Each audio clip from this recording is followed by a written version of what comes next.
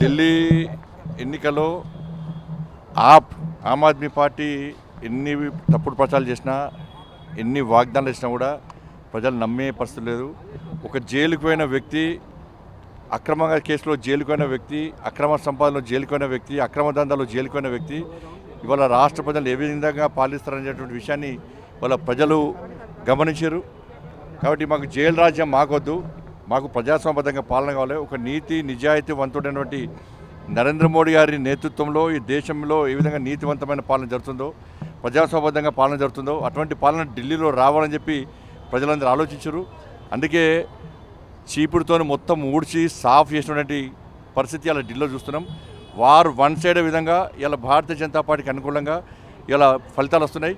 తప్పకుండా నరేంద్ర మోడీ గారి నాయకత్వంలో, జేపీ నడ్డా గారి ఆధ్వర్యంలో, అమిత్ షా గారి యొక్క సూచనల మేరకు దేశవ్యాప్తంగా అన్ని రాష్ట్రాల్లో అతి త్వరలో భారతీయ జనతా పార్టీ ప్రభుత్వాలు ఏర్పడబోతున్నాయి.